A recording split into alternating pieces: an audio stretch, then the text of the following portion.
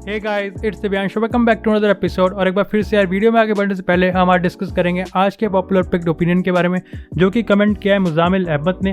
तो उन्होंने यार जुवेंटस के रिगार्डिंग अपने 3 ओपिनियन रखे हैं। पहले ओपिनियन में उन्होंने कहा कि जुवेंटस नेक्स्ट ईयर, क्योंकि जो बड़े सुपरस्टार उनके प्लेयर्स हैं, उनके जो कॉन्ट्रैक्ट हैं वो एक्सपायर हो जाएंगे, तो वो काफ़ी ज़्यादा डिफिकल्टी फेस करने वाले हैं। और साथ ही साथ उन्होंने अपने सेकंड ओपिनियन में जुवेंटस के इस समर ट्रांसफर बिजनेस को एड्रेस करते हुए कहा कि जुवेंटस के पास बिल्कुल भी पैसा नहीं है कि वो प्लेयर्स को परमानेंटली बाय कर सके, जो कि शायद से नेक्स्ट ईयर ट्रॉफीज के लिए compete करने में उनको दिक्कत क्रिएट कर सकता है। और अपने थर्ड ओपिनियन में उन्होंने कहा है कि I will not be surprise if Juventus win Serie A title because all the Serie A teams are in rebuild process, but it will be a miracle if they win the UCL next season.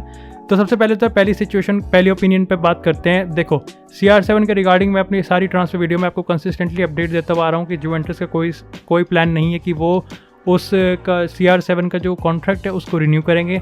Dybala के regarding उनका जो stand है वो बिल्कुल confident है, and I hate to से it, मसिमिलियानो allegory के लिए इस टीम में फोकल पॉइंट रोनाल्डो नहीं है बल्कि डिबाला है। तो यू कैन एक्सपेक्ट कि डिबाला कॉन्ट्रैक्ट एक्सपेंड जल्दी कर लेंगे अगर उनके पर्सनल एम्बिशन जुवेंटस में ही है। साथ ही साथ दूसरे अगर पॉइंट की बात करें तो देखो यार, जुवेंटस का जो ट्रांसफ़र बिजनेस है वो काफ़ी ज़्यादा इफेक्ट करता है रोनाल्डो की सैलरी से। और एक तरीके से आप कह सकते हो कि जुवेंटस अभी बीच का रास्ता अपना रही है, यानी कि वो ना ही तो बिल्कुल बिजनेस भी नहीं कर रही, वहीं दूसरी तरफ वो पैसा भी खर्च नहीं करना चाह रही। तो इस तरीके से वो सारे प्लेयर्स को लोन पे ले रही है, जहाँ पे आप देख सकते हो चिएसा वाली जो डील है वो कितने ज़्यादा ब्लॉकबस्टर निकल के आई है जुवेंटस के लिए।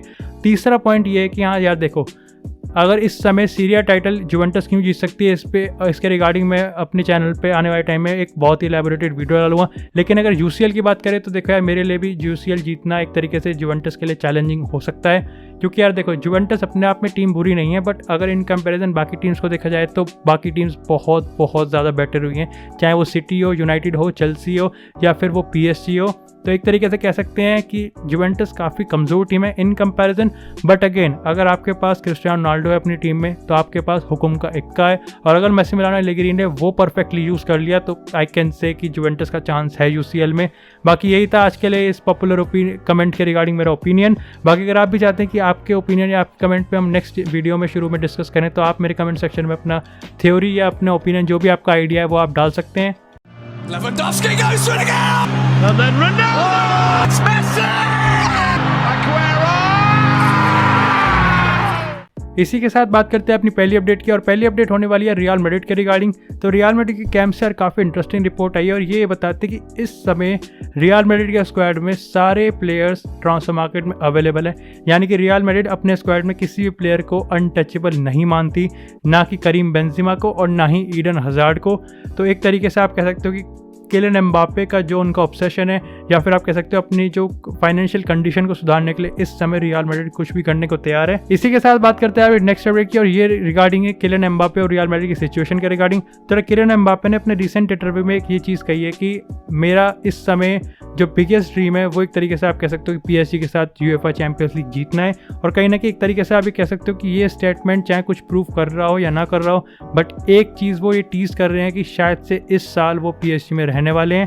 अब इसी के साथ वो नेक्स्ट अपडेट पे हम आते हैं, और वो यार इसी के रिगार्डिंग है। सबसे पहले तो ये रिपोर्ट्स निकल के आई हैं, जैसा मैंने आपको अपनी लेटेस्ट ट्रांसफर वीडियो में बताया था कि रियल मैड्रिड के पास फंड्स अवेलेबल हैं, और अगर रियल मैड्रिड चाहे तो वो एक ट्रांसफ़र ऑफर डाल सकती है PSG में। बट रियल मैड्रिड के कैंप से इस समय जो लेटेस्ट रिपोर्ट्स निकल के आ रही हैं वो ये बता रही हैं कि शायद से रियल मैड्रिड इस समर एम्बापे को साइन करने के होप पे गिव अप कर रही है। बट स्टिल जो फ्लोरेंटिनो पेरेज हैं वो अपना फ़ोन खोला रखेंगे इन केस एम्बापे या जो शेख हैं वो उनको कॉल करेंगे। अब इस स्टेटमेंट से मतलब मेरा ये है कि यार, अगर रियल मैड्रिड इस समर किलियन एम्बापे को साइन कर सकती है, अगर जो PSG है वो एम्बापे को लेके जो उनका प्राइस टैग है उसको 50 से 100 मिलियन यूरोस के बीच में रख सके, क्योंकि यार आपको पता है कि रियल मैड्रिड को ज़्यादा दिक्कत नहीं होने वाली, ज़्यादा लॉस नहीं होने वाली। वो नेक्स्ट ईयर वैसे भी किलियन एम्बापे को फ्री ट्रांसफ़र पे ले लेंगी, बट PSG को काफ़ी ज़्यादा दिक्कत हो सकती है, क्योंकि अगर Kylian Mbappe next year contract sign नहीं करेंगे तो वो as a free agent Real Madrid पे चले जाएंगे, और जो कि बहुत बड़ा लॉस होगा, क्योंकि अगर हम किलियन एम्बापे की अगर प्राइस टैग को देखें तो वो अभी 150 मिलियन यूरोस के आसपास का उनका प्राइस टैग चल रहा है ट्रांसफर मार्केट में। इसी के साथ बात करते हैं अपनी नेक्स्ट अपडेट की, और ये रिगार्डिंग है लियोनेल मेसी से। तो रिसेंटली लियोनेल मेसी ने अपने करियर का एक बहुत ही हिस्टोरिक ऑब्जेक्टिव उन्होंने पूरा किया जब उन्होंने कोपा अमेरिका जीता है। बट कहीं ना कहीं उनके पर्सनल पर्सपेक्टिव से भी और साथ ही साथ हम जो फुटबॉल फैंस हैं हमारे लिए भी एक मेमोरेबल मोमेंट वो था जब यार उन्होंने ठीक मैच जीतने के बाद अपनी फैमिली को एक व्हाट्सएप वीडियो कॉल करा था और वही उन्होंने एक तरीके से अपने इंस्टाग्राम पे पोस्ट किया था। बट उसी के रिगार्डिंग यार बहुत ही इंटरेस्टिंग रिपोर्ट सामने निकल के आई है और वो ये बताती कि वो जो उन्होंने पोस्ट करा था इंस्टाग्राम पे वो एक प्रमोशन था व्हाट्सएप का, यानी कि वो एक व्हाट्सएप प्रमोशन पोस्ट था। अब ये मेरे ख्याल से मतलब वो पोस्ट एक तरीके से आप कह सकते हो कि व्हाट्सएप की जो पेड पार्टनरशिप है लियोनेल मेसी के साथ उसका एक रिजल्ट था कि उन्होंने वो इंस्टाग्राम पे पोस्ट करा था। तो जो पोस्ट था उसके पैसे थे, बट आई थिंक फीलिंग जो थी वो बिल्कुल रियल थी। तो ये मेरे को काफ़ी ज़्यादा इंटरेस्टिंग एक तरीके से कह सकते हो फैक्ट लगा था जो मैंने आपके साथ शेयर करा। इसी के साथ यार कल जो बार्सिलोना और लियोनेल मेसी के फ़ैन है वो काफ़ी ज़्यादा एक्साइटेड हो गए थे क्योंकि लियोनेल मेसी को वापस से बार्सिलोना में देखा गया था। लेकिन जब बाद में थोड़ी देर बाद पता चला कि लियोनेल मेसी सिर्फ थोड़े टाइम के लिए ही बार्सिलोना में थे। और ऐसे में यार जो लियोनेल मेसी और बार्सिलोना के बीच जो कॉन्ट्रैक्ट स्टोरी चल रही है उसका अगर मैं आपको करंट सिनेरियो बताऊं तो यार ये है कि इस समय बार्सिलोना ने लियोनेल मेसी को एक्सटेंडेड हॉलीडेज दे रखी हैं 2 अगस्त तक, क्योंकि वो कोपा अमेरिका में पार्टिसिपेट करे थे। और ऐसे में बार्सिलोना उम्मीद लगाए बैठी है कि 2 अगस्त को जब लियोनेल मेसी वापस से बार्सिलोना में आएंगे तो वो अपनी टीम के साथ ट्रेन कर सके। बट अगेन वहाँ पर एक पंगा है कि जब तक वो कॉन्ट्रैक्ट साइन नहीं करेंगे और रजिस्टर नहीं होंगे तब तक वो अपनी टीम के साथ ट्रेन नहीं कर सकते। तो ऐसे में आप ये समझ सकते हो कि 2 अगस्त तक हमें एक बड़ी अनाउंसमेंट मिल सकती है। बट अगेन मैं वापस से उसी पॉइंट को एक बार रिपीट कर देता हूँ कि इस स्टोरी में जो बार्सिलोना का जो वेज बिल वाला ड्रामा है वो बहुत बड़ा रोल निभाता है। तो तब तक बार्सिलोना को एक बहुत बड़ा बिजनेस करना पड़ेगा। और साथ ही साथ मैंने एक छोटी अपडेट भी दी थी कि 8 अगस्त को बार्सिलोना वर्सेस जुवेंटस का मैच है, तो उसमें कहीं ना कहीं दोनों टीम अपने अपने मेगा सुपरस्टार्स को पिच पर उतारना चाहते हैं। इसी के साथ बात करते हैं अभी नेक्स्ट अपडेट की, और ये अपडेट है टॉटनहम हॉटस्पर से। तो स्पर्स के रिगार्डिंग यार सिचुएशन ये आ रही है कि स्पर्स जुवेंटस के जो मिडफील्डर है एरन रैमसी उनको इस समर साइन करने में काफ़ी ज़्यादा इंटरेस्टेड दिख रहे हैं। और इसके रिगार्डिंग जो जुवेंटस का स्टैंड है वो ये है कि ले जा,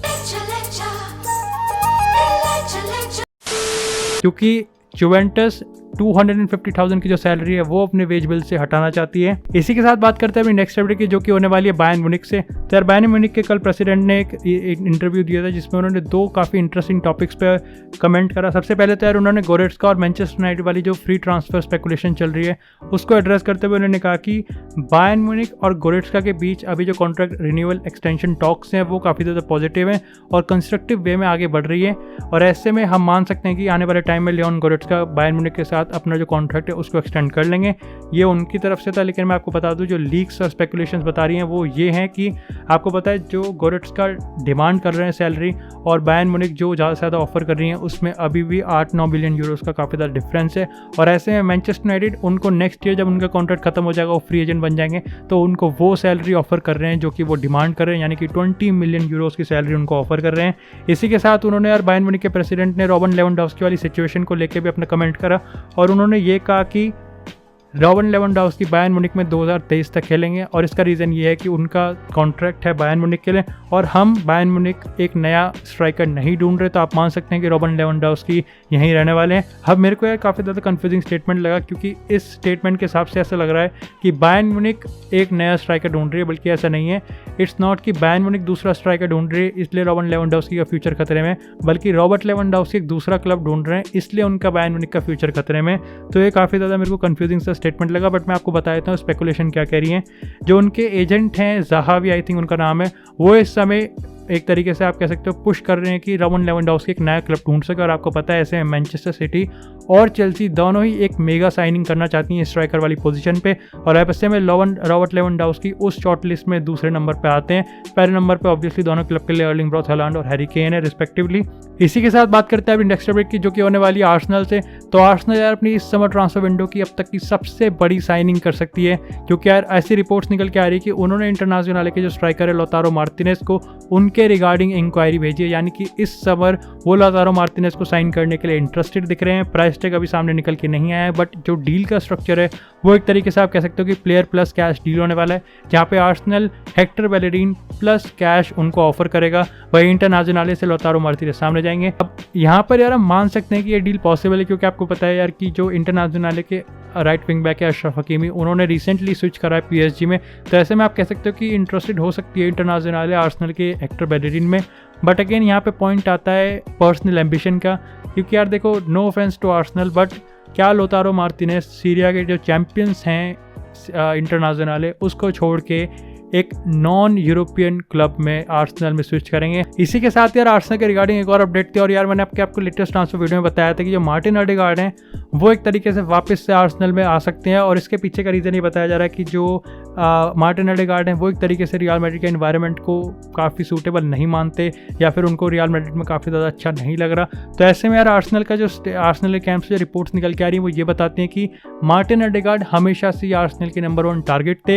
एंड टू बी फेयर या टू बी ऑनेस्ट, ये डील काफ़ी अच्छी है। मार्टिन ओडेगार्ड काफ़ी ज़्यादा डिफरेंस क्रिएट कर सकते हैं आर्सेनल के स्क्वाड में।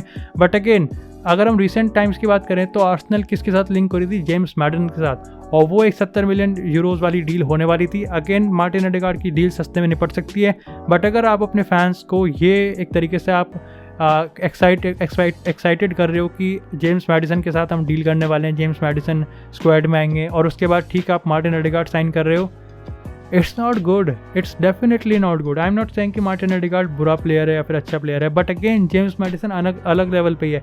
जेम्स मैडिसन ने अपने आप को throughout the years prove किया है कि वो प्रीमियर लीग में डिफरेंस क्रिएट कर सकता है, and is one of the best number 10 Premier League has.